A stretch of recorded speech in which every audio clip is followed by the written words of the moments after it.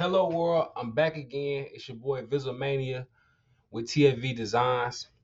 I'm having a little technical difficulties, but trying to figure out what's going on with this StreamYard screen. So this video is probably gonna end up being a faceless video. I'm doing iPhone mobile video along with it, and I'll probably put that on there too. But I don't want this technical difficulty to kind of take me off my focus on what we're talking about today. So today, I'm telling y'all, I'm doing a basic rundown on Corjl platform and how you can personalize your templates on Corjl. Let me see.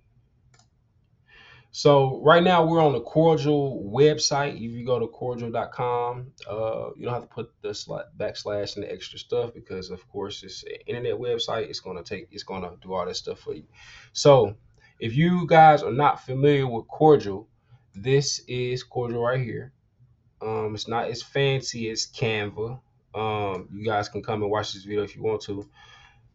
But if you are a designer, if you are a creator, then basically I'm going to give you, or even if you're not, I just want to give you guys an insight on like the backside of Corjl for designers. So this first tab, I just want to show y'all the home screen.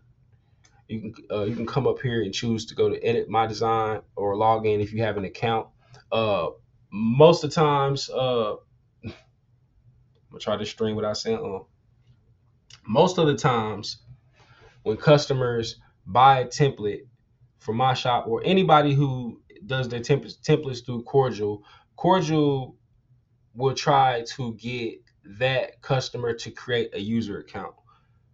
Basically, I believe that just helps people keep their project saved. Like if you were to go and you use one of the free demo links in one of my listings and personalize your design, if you don't sign up for Corjl, then that demo that you personalized, it won't save. So just a heads up, if you've ever went and did a demo and you were ready to purchase the design with all the edits you made in demo mode, Corjl's going to try to get you to create an account. If you don't create an account, then you're going to have to create an account whether you before or after purchase. You're going to have to create an account so that way it can save it. If you don't create an account when you're doing a demo, it won't save the personalization that you did within that session. This next tab, I want to come over here and show you guys some of the pricing for the platform. So as you can see, the start monthly plan is $12.99. The growth monthly growth plan is $19.99, and the scale is $49.99.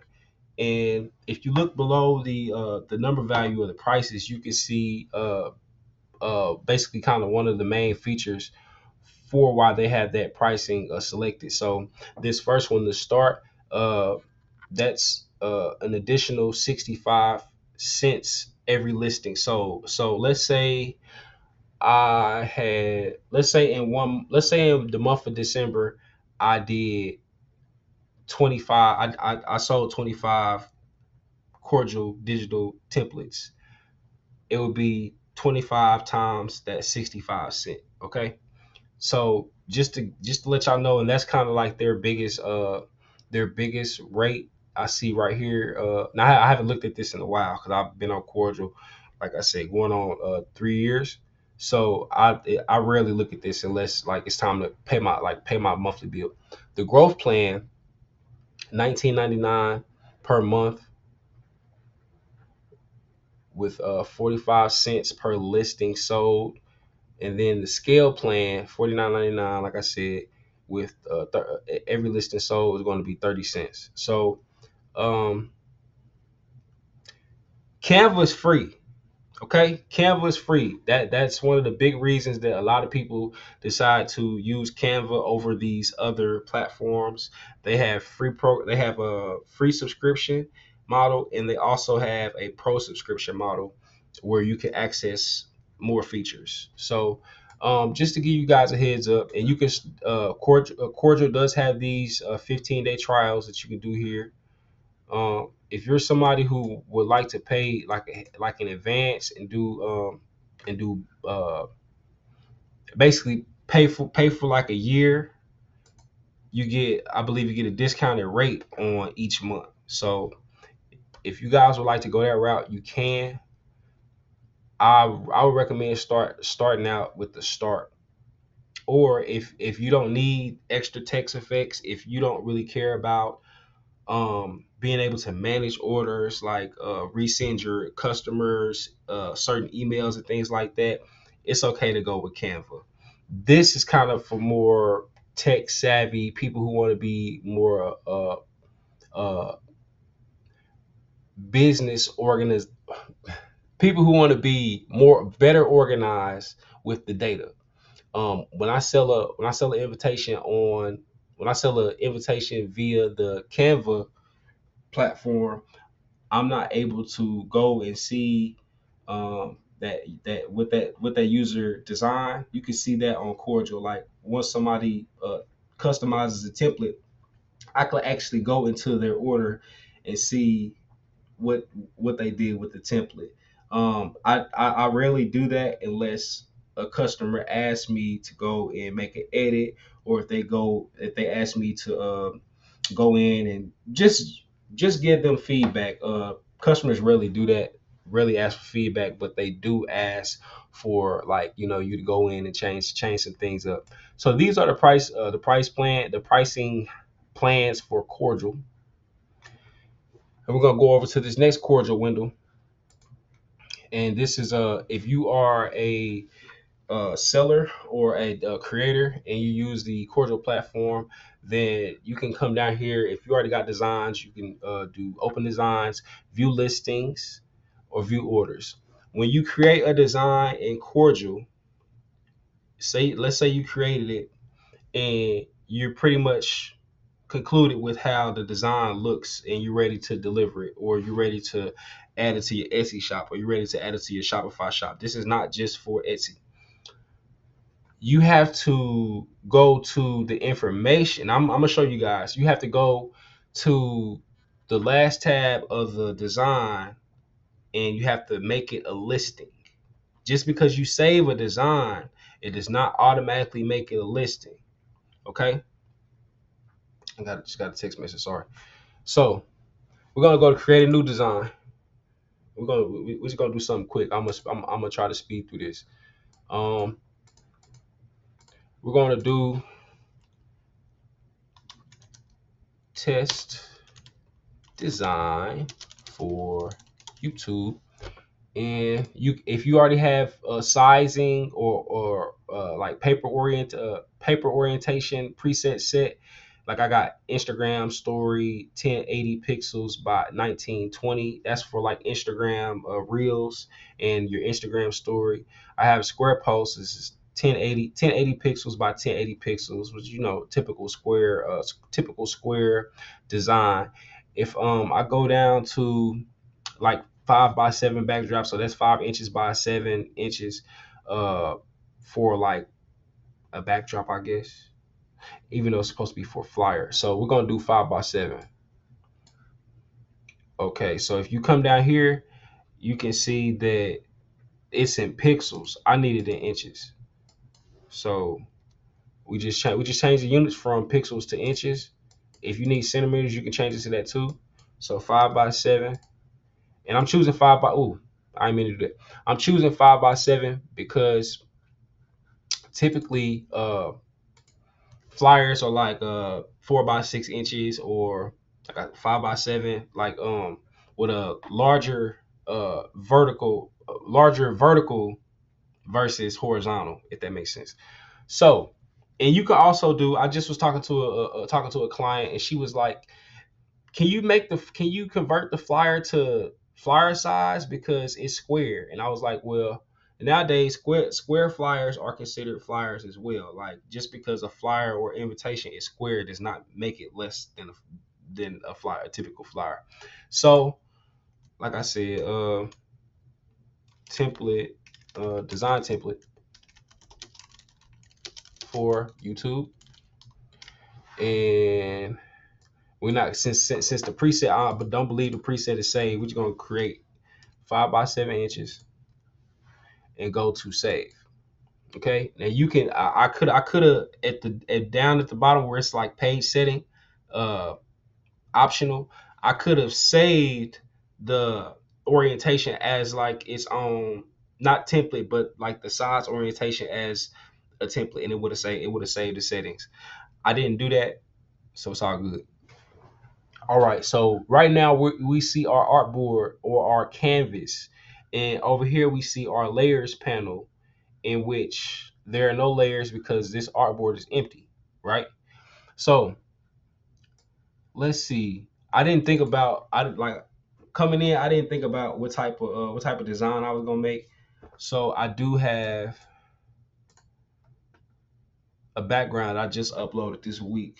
And I told myself I would make some magical, magic or mythical theme invitation, birthday invitations. So this magical background, I believe I got it from Mid Journey. And yes, I have used Mid Journey in a lot of my designs. Some designs I sell have been solely made through Mid Journey, with me doing like minor tweaks and adjustments in Photoshop. But if you look, I sell a shout out to the Alpha Phi Alpha Fraternity Incorporated. I created this poster with like I created a poster with a vintage portrait, like a pastel painting portrait or some type of portrait of a young guy, and he's like looking into the mirror. And if you're not familiar with A5A, they hold this poem real dear to their organization called Invictus. So I had put the words of Invictus onto this poster. The background is just an image that I generated from Mid Journey, and I probably did. Mm, I do want to look, but we're not gonna do that right now. I like I made over $1,000 with that with that particular poster. But like I said, it was a Mid Journey image, and I went and I did the text, all the text by myself. So pretty dope. A lot of people like it for a like a gift item for like new alphas or like a new home item. It's dope wall art, pretty clean, and if you grew up like me, like you can never go wrong with having some good cultural black historical artwork in your house. You know what I'm saying?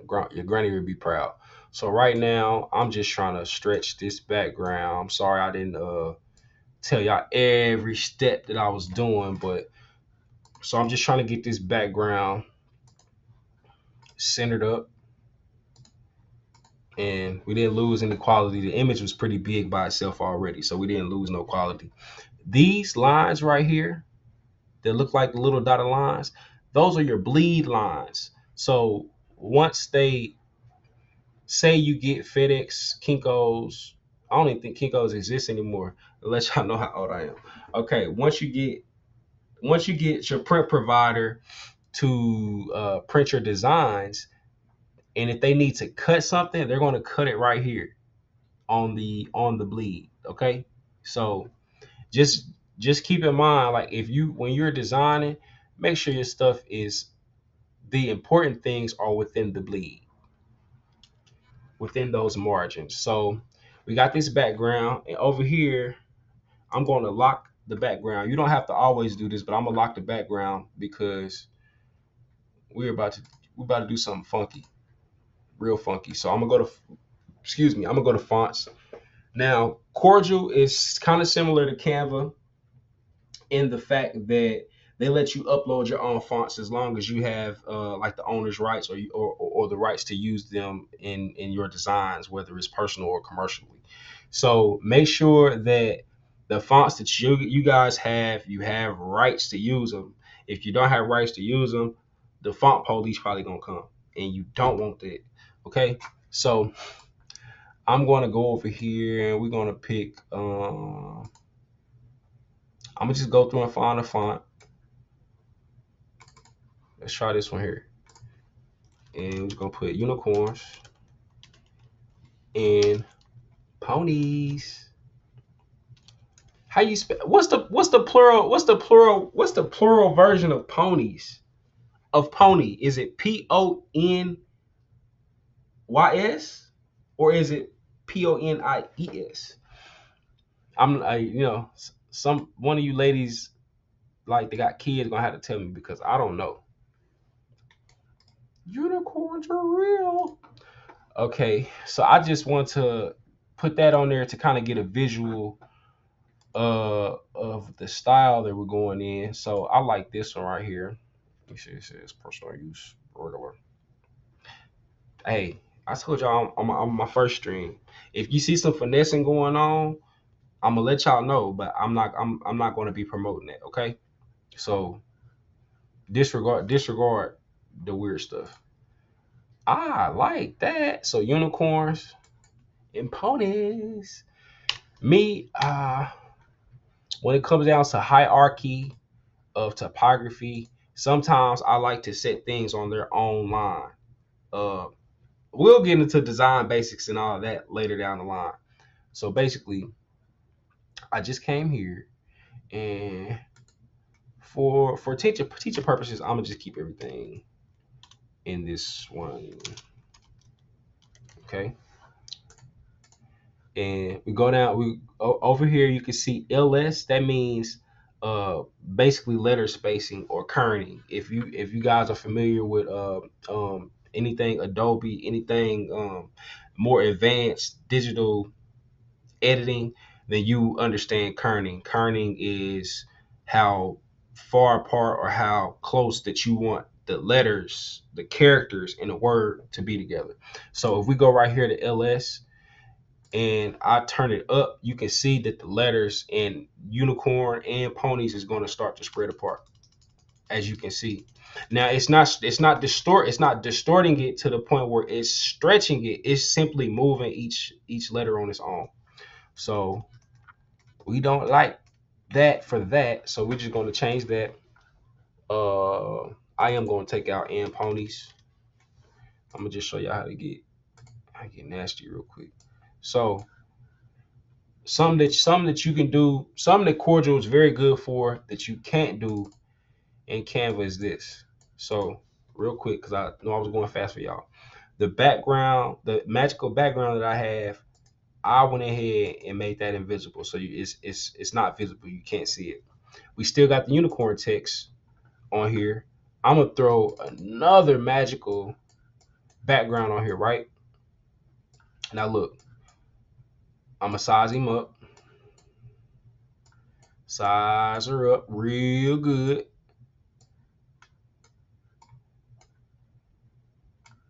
And I usually, when I'm doing, right now we're doing the overlay.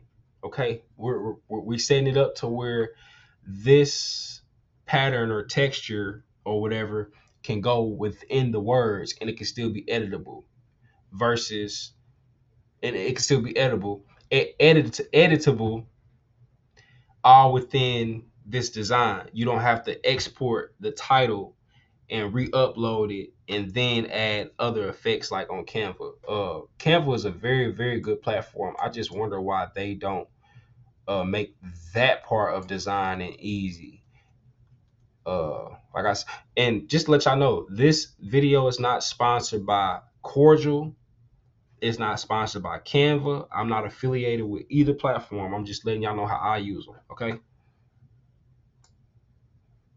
If they want to come through and sponsor you, boy, I'm always down for that. Okay. Okay, so what I just did there, right click, align to artboard, horizontal center. Okay, I'm not worried about I'm not worried about the vertical being centered because y'all know my text is up at the top. Okay, so over here we're gonna come over to the right. Dang. Okay, over here we're gonna come over to the right of the layers panel, and my iPhone just said my storage is full, so it stopped recording me. Okay, we're gonna right click and we're gonna click this right here, create clipping mask. Wham! You see that? I don't know if y'all seen that, so I'm gonna undo it. Right click, release clipping mask, release it. Okay, right click again, create clipping mask. Y'all see that? Do you see that? Okay, so look, um, I can like if you were to zoom in, you can kind of see like the outline, and the only reason you can see that is because the back of it is black. Like the feel of the actual text is black. So I just made it white.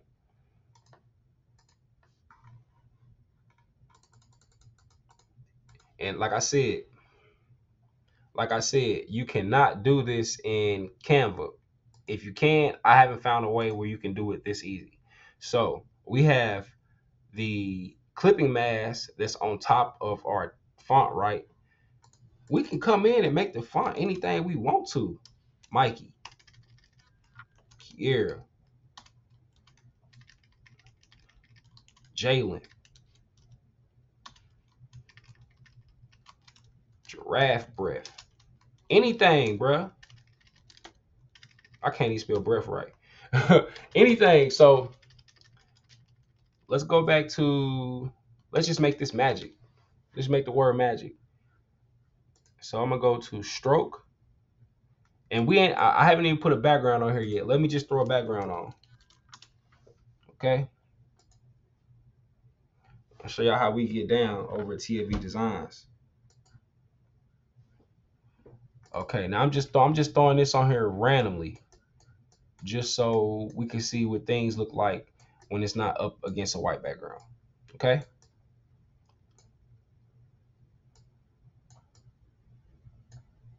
And as you start to do it more, if for you guys who have no design experience, once you start doing it more, the better it get. Have you ever heard the term "it get greater later"? Yeah, it's kind of like that with these these are they high earning skills? I'm not sure the correct term, but the more you stick to this stuff, man, the better it get. Okay, so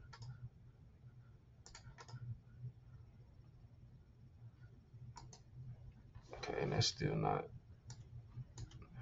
And I'm just I don't like doing stuff sloppy. So I sometimes a perfectionist will come in and take over my mind and my body. So I did that, and right here you can click and drag the background to the bottom layer. So that way your text and your effect are still on top of it. It's not really a good background. So let's make that invisible, keep it white. Okay. Now, sometimes if you don't have your clipping mask that's on top of that's on top of the text layer that is masking, if you don't have it locked, then sometimes you can come in and you want to try to edit the text by itself, but you are actually just moving the mask. So it's best that you lock the mask, and that way you could just. My phone died again. Well, the first time it stopped recording, this time it died. But that ain't gonna stop me. So we're gonna go over here to stroke. If you're not familiar with stroke is the basically the outline barrier on your text. So we're gonna choose. Let's do like a off purple kind of.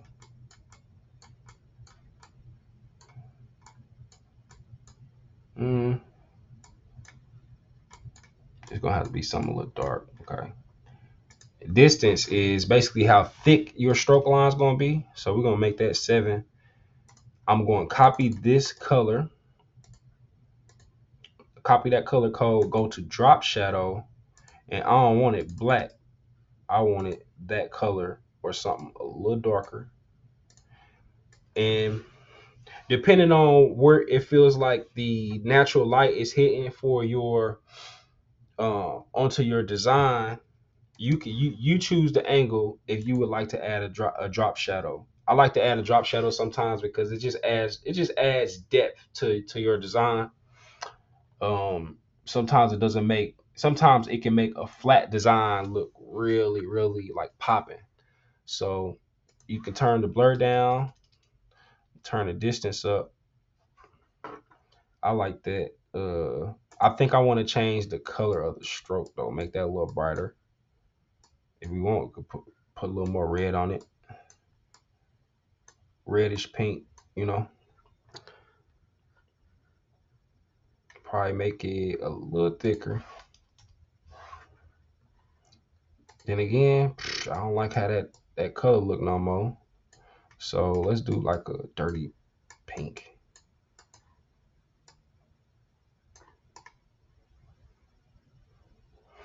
I mean, it's cool.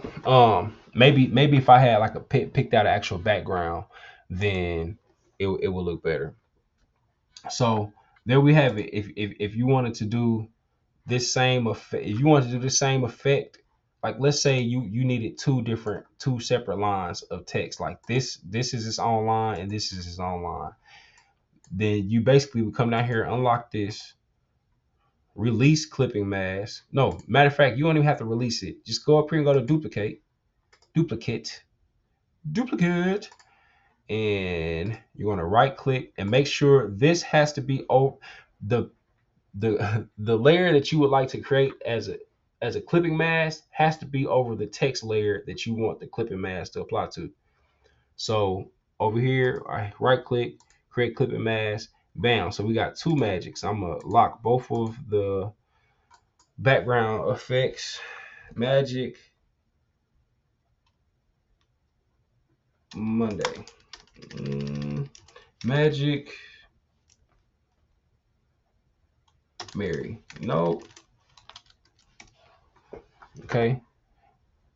And if you want to, if the part that you selected just looks dull, man, come in and move that thing around. It don't take nothing.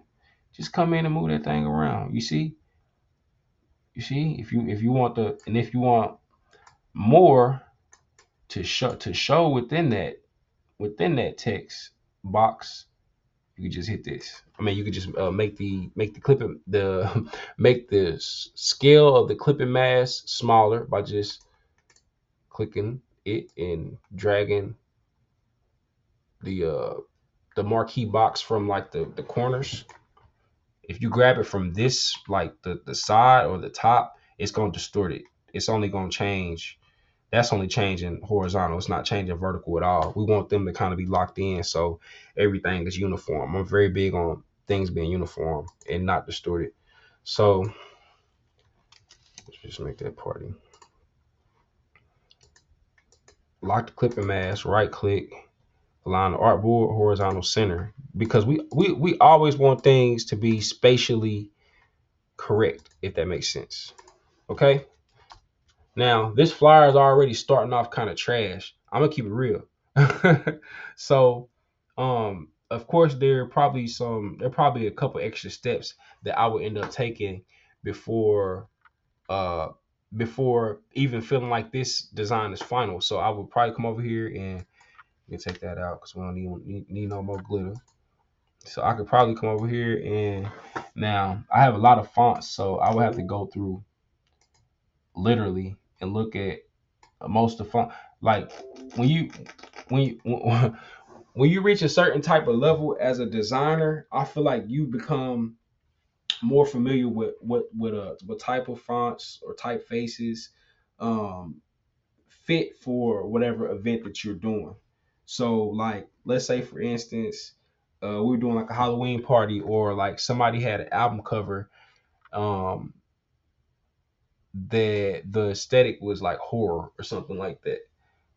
I would use this. I would use this font. You know, like something distorted, badass dudes. You know what I'm saying? Just something like that. So like depending on the type of event that you are designing for, you always want to keep in mind basically knowledge of fonts and typefaces. And yeah, that's my advice on that. This is like a college slash athletic regular.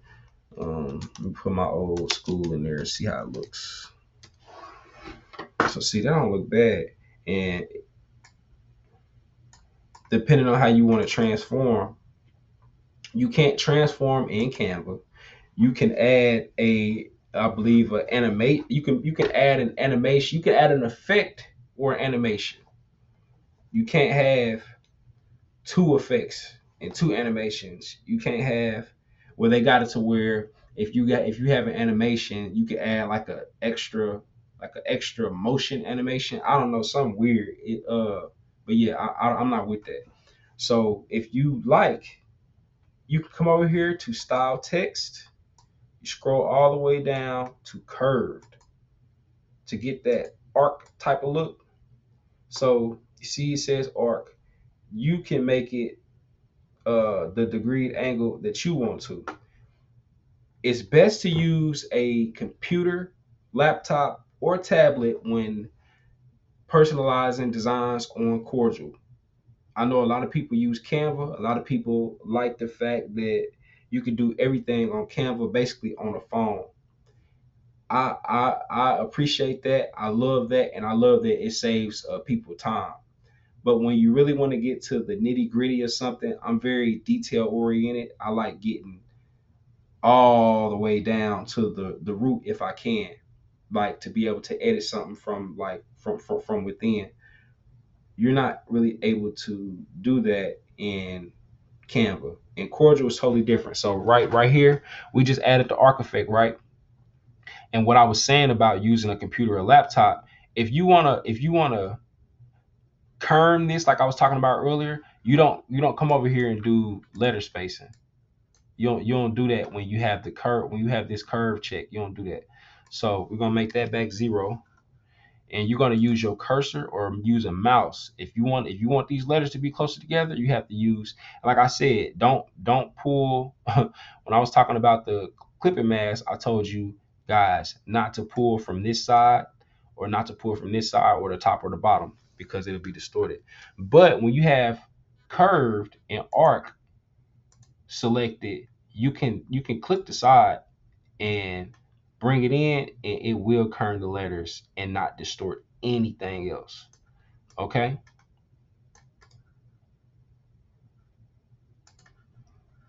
Probably got to bring it down some. So let's say about 70. That's not bad. It's still kind of a little too. So if it's a little too close together, you just go ahead and pull that apart. Okay. Moving on. So this is one of the designs that I created a while ago. Does okay. Now these elements here, I have them locked. When customers or designers who get this template ask them to be unlocked, I go and I unlock the elements or the layers.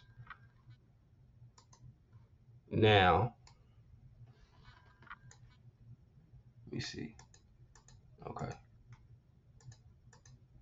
If you wanted to move these, they would have to be unlocked. You see?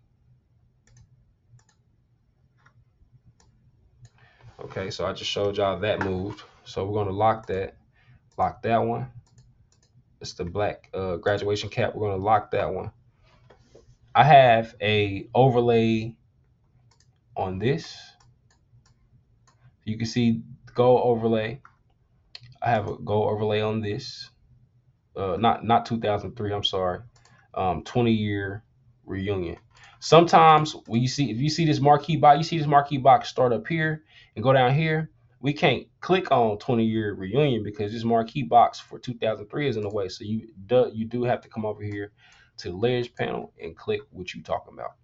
Okay. So and I'm gonna just show y'all how it's editable.